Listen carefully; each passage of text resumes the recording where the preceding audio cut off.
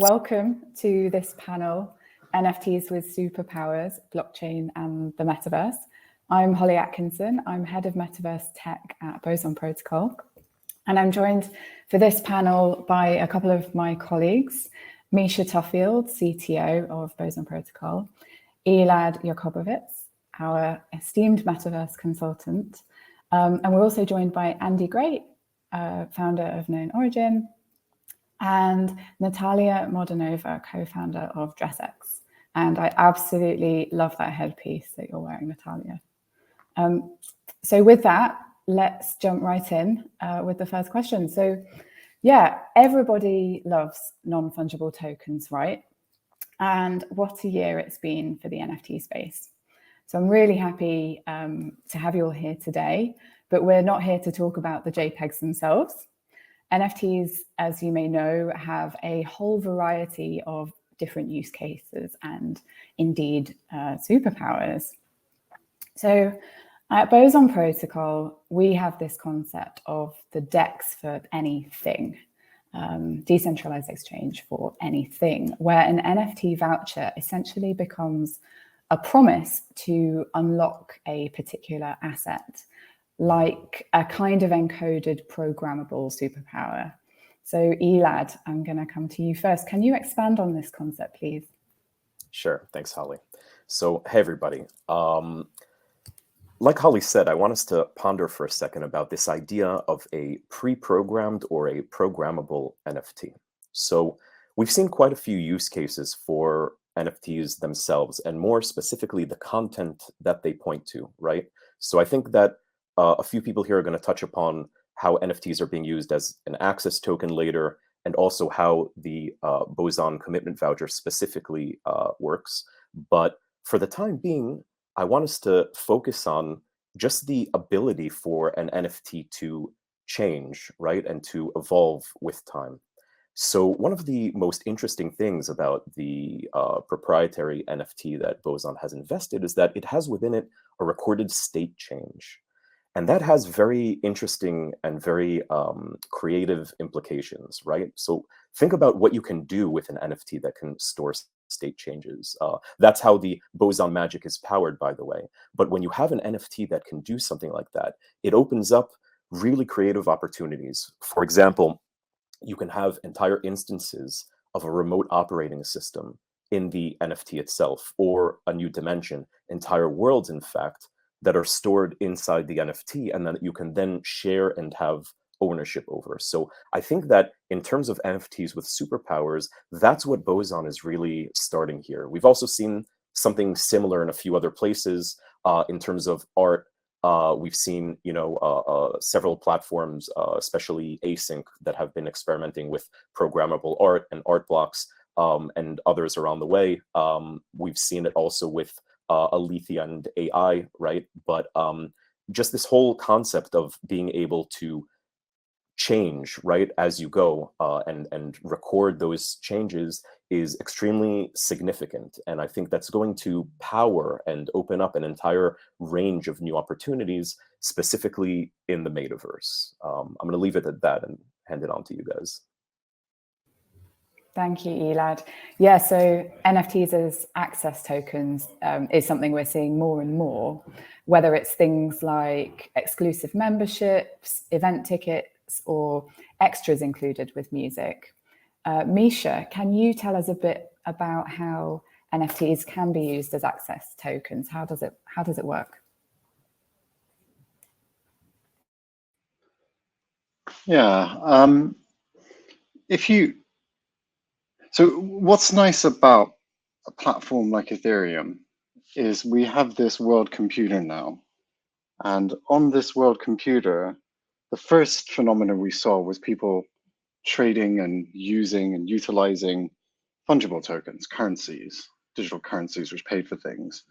And I guess the magic of being able to create something which is unique and not copyable and tradable instantly globally is that kind of brings us closer and closer to making things on the internet tangible and real and tradable and unique.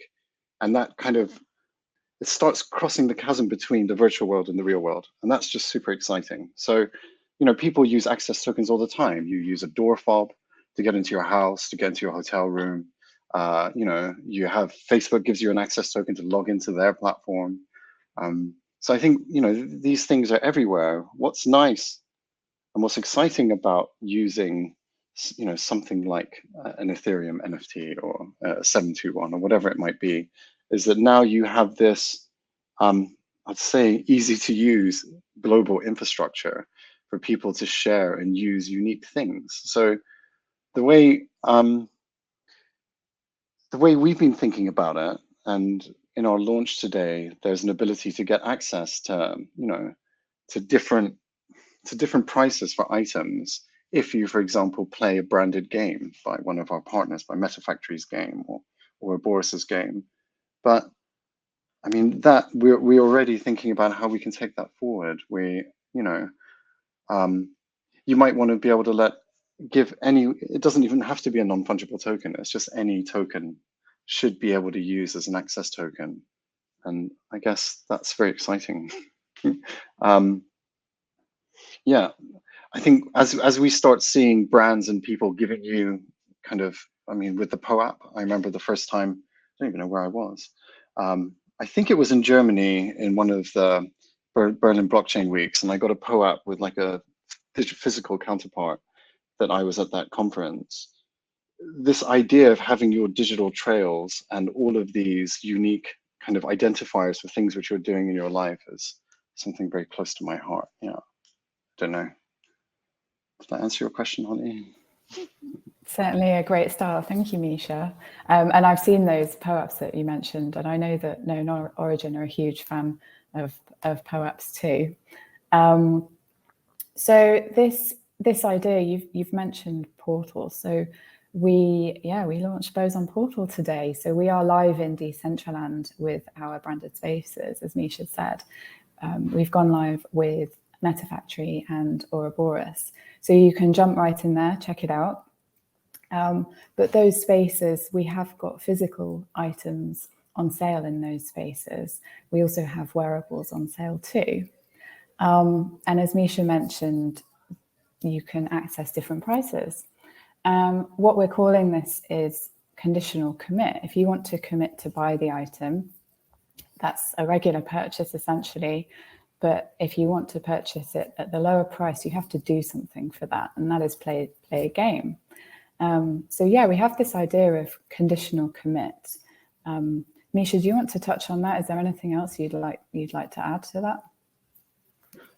I mean, I think you've covered it. The one bit of the current protocol which we kind of left open to being extended and we're working on right now is this concept of the conditional commit.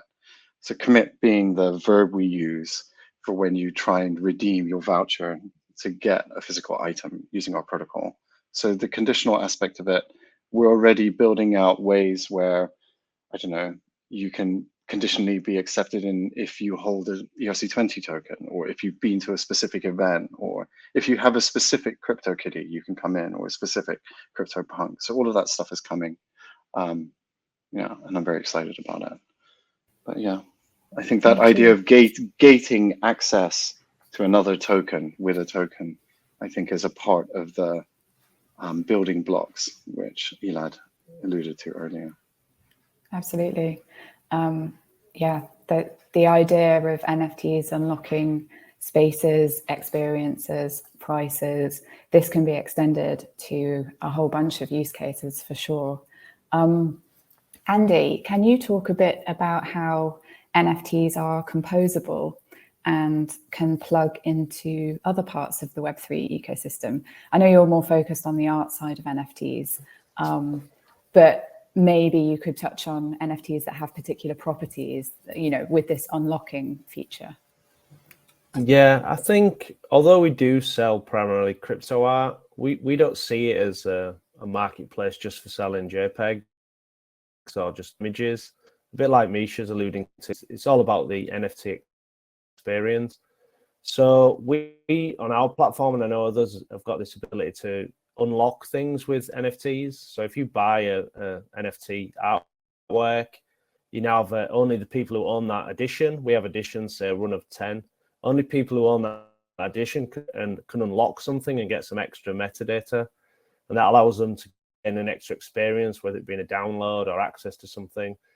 But we also have got composables, which is a standard now, 998, ERC 998. So you can lock in tokens or other NFTs into an NFT. So we did a promotion, well, an activation campaign with the whale community and Brendan Dawes, who's an unbelievable artist. And we actually put some token inside the artwork. And that just brings new use cases, new ways of thinking about the art. Is it worth more because it's got token unlocked? What do you do with the tokens when you get them out? What does it mean to have things that unlock? And we've also seen some artists do some physical toys. So you bought the token, but the token was your receipt that allowed you to claim your physical toy. And because you had an NFT on an open public blockchain, it was very easy to prove you owned it and had bought the NFT.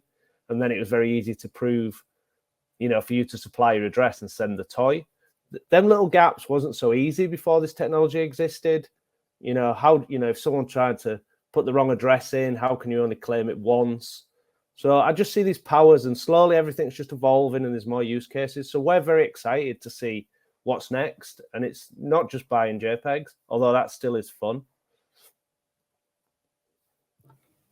100%. And yeah, touching on the 998s, we're super excited about that. I think there are, yeah, as you've mentioned, so many use cases for composables. So imagine how composables can interlink with the metaverse in this way as well. I mean, it's mind-blowing for me. Natalia, at DRESSX, you're also using NFTs for their properties in accessing or unlocking items. Can you talk to us a bit about that?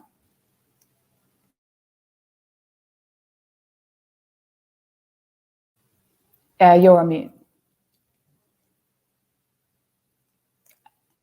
You have to hover on your own picture and click on your own picture to unmute.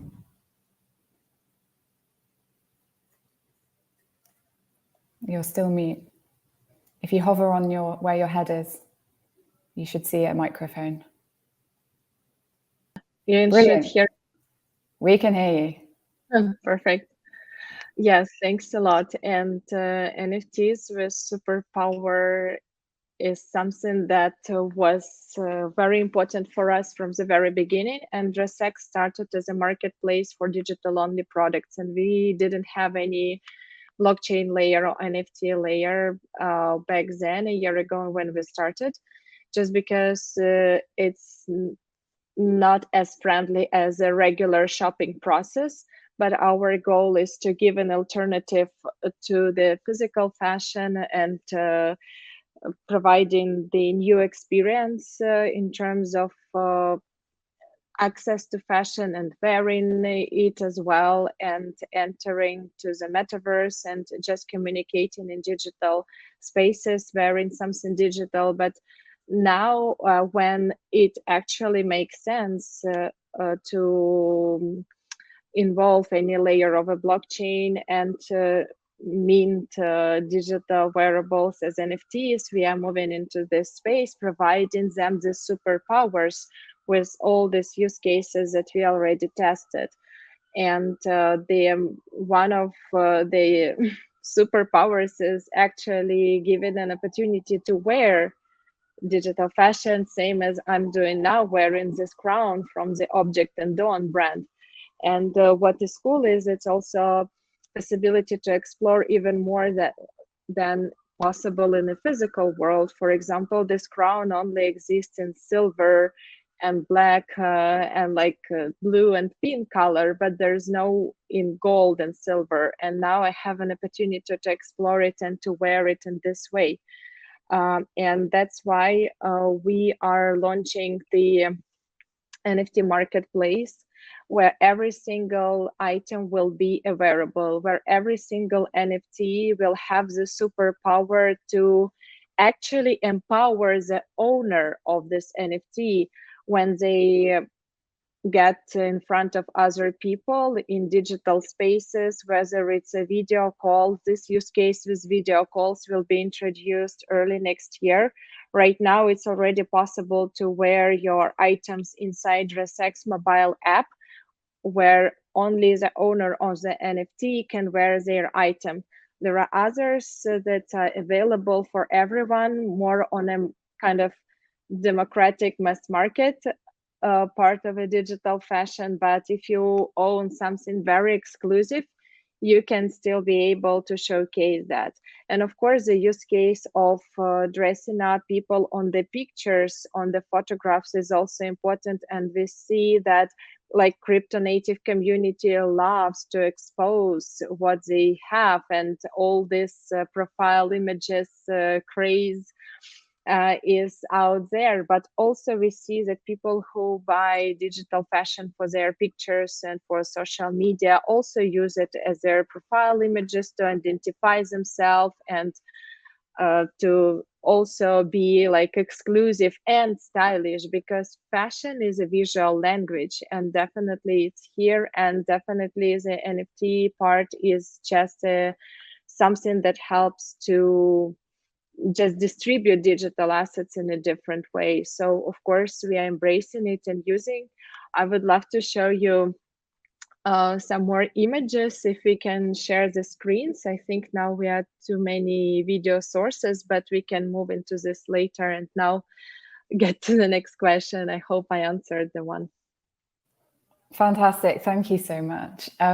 Yeah, there's so many use cases with fashion, and you're showcasing it, one of those right now, which is super exciting for us. Absolutely, we're seeing a move into digital fashion, completely separate use cases from physical use cases that we're traditionally used to.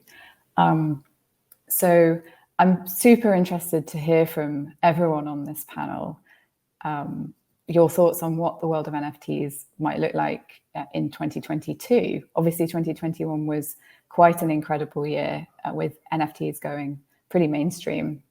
So how do we follow that? I'm going to go to Elad first. Thanks. So in terms of subject matter, I think that like this year we had a lot of the art, which was very, very accessible. And we had, some a couple of other things, but I think that 2022 is going to be the major breakout year for two things. One of them is DAOs, which we started to get more and more of a taste of this year, but next year is going to be the real singularity for them. And the other side of that coin, I think, is going to be gaming. We've seen really like the build up for that type of thing. And it's just going to get absolutely crazy as soon as a couple of the really big traditional mainstream leaguers finally, take the leap of faith and go in on it. I think just everybody else will follow after that. So I think that that's what we're going to see. In terms of actually NFTs themselves, I think that what we're experiencing, just to extend what I was talking about earlier, is that static images and NFTs, that was like, it's funny to say this, right? But it's the Web 1.0 version of NFTs.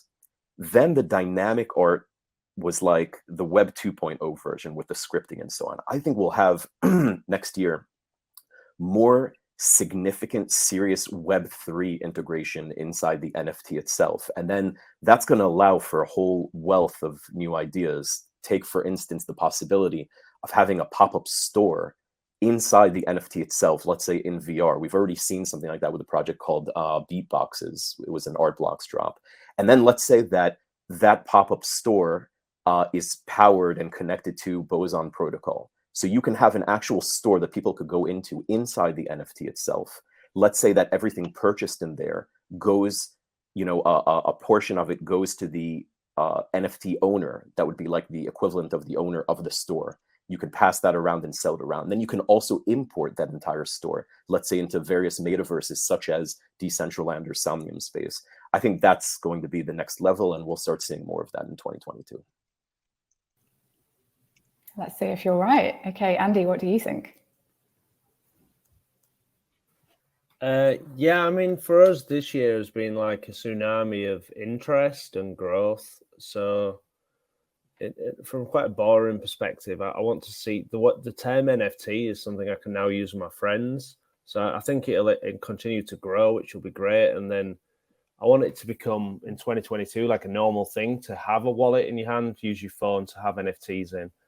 And with the metaverse now also being a term that's widely used, I hope to see more events, proper events, and the technology in the metaverse, virtual events, to become better and better. I think when you look in the metaverse now, it's a little bit like when you first watched YouTube and used the web. I'm hoping as the technology rapidly, gathers pace, that it's going to become a more in-person experience, and events in real life can be mirrored in metaverses. And obviously the utility of NFTs is only bounded by people's imagination and innovation.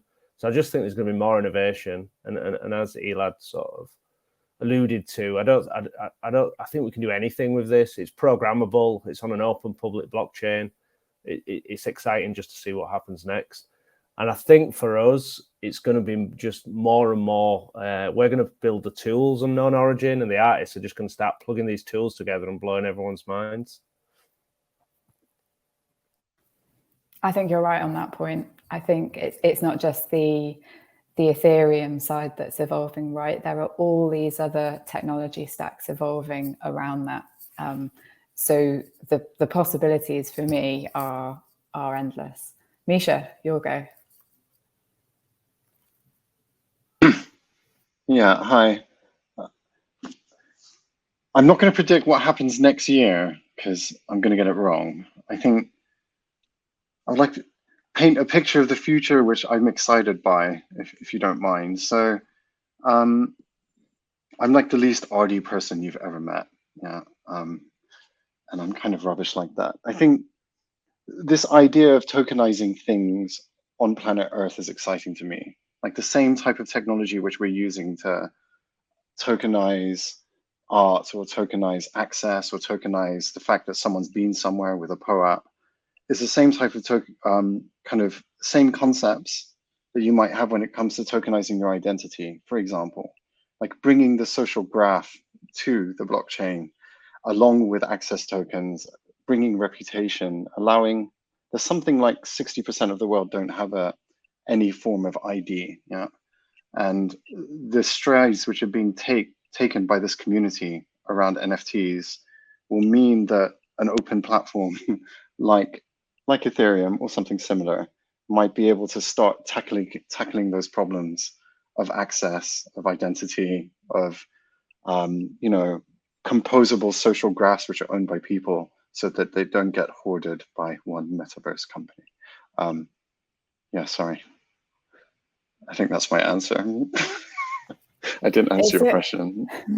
It's pretty good. We've spent a lot of time talking today across our other panels about this concept of the open metaverse, and I definitely think that the NFT functionality, that this tokenization is a key part of building that out. So actually, I think it's a really good answer, and certainly highlights for me the importance of the underlying technology empowering the users.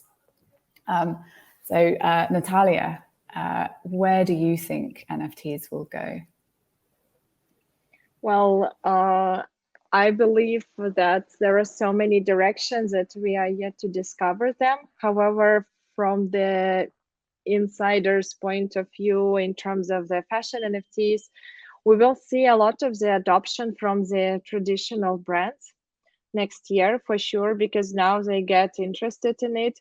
But to be honest, I don't expect a lot of innovation in this space. I think it will be more like an exploration phase still. However, the kind of pioneers of the space will continue developing more. We are all in touch with someone who was in the digital fashion space from the very beginning, and I know what we are launching. These wearables will be available for the calls for more of people, and from DRESSX part, we'll be focusing more on the AR part, because our goal is to give the meta closets that you can wear across different platforms already now. And the only domain right now is AR. It doesn't matter if we are using Crowdcast like now, or Zoom call, or Google call, or anything else. The image of our body remains our avatars that we can dress in AR. However, the problem of interoperability will still be actual, and it will find some solutions within the next year, so the items from one virtual world will be compatible with another, but still I don't think it will be resolved completely. However, we will see a lot of experiments towards that, and that's really exciting. And I just expect more people to get involved and to understand the use case and actually try, because it's kind of scary. And Mischa mentioned that more people should have wallets and actually do any first steps. And now we see a lot of interest, but still there is still a barrier, and we are educating about it. And I believe we'll just see more adoption. That's a really, really thorough response, I think. So the point you raise about fashion brands in particular wanting to move into the NFT space and also the metaverse space. I mean, at Boson Protocol, we're seeing huge demand for wanting space in Boson Portal. I think that highlights this experimenting that you mentioned. You know, we're seeing more and more people want to test this out to see what the possibilities are. And I think that's right before you then evolve with the technology as a fashion brand. Yeah, absolutely. I believe that quantity will turn into quality here. So of course we need more people to use it, more companies to try to implement it, because the diversity of the opinions, of the experiences, of the backgrounds is something that will definitely move it forward. Yeah, and interoperability will come. Yeah, we've just seen a link in the chat here about our Open Metaverse Commerce series. Go and check that out. It definitely touches on the point that you've raised, Natalia. A really good one there. For me, Holly, I think that open nature is an important point as well. I think we're discussing NFTs, and from my personal perspective, you know, everyone's excited about next year, but there's also things that I fear, which is almost, you know, this becoming too centralized and protocols and NFTs not being open. You know, the dream is to, you know, the first use case people tell you about is take your NFTs from one metaverse to another or one game to another. I'm really keen for key players in the system, and I'm sure Boson will champion this, is to make sure this is an open playing field and it embraces the tech. Because obviously with the obvious companies getting involved now and using Metaverse, and there's a fear that some of this, you know, everyone here probably got into blockchains for the open, transparent, anonymous nature, permissionless, trustless. And I think that's very important. And as people come on, I think we need to all have a responsibility to educate people of why we started this in the first place. Yeah, absolutely, Andy. And I think it's a superb point to end on there. We're all working together here to build out the open metaverse. I think NFTs have a huge part to play in that. So yeah. Thank you so much, everybody here, for joining us for this panel today. Thank you, Elad. Thank you, Mischa. Thank you, Andy. Thank you, Natalia. It's been a pleasure. Talk to you soon. Bye. Thanks for watching. Natalia, it's been a pleasure. Talk to you soon. Bye. Thanks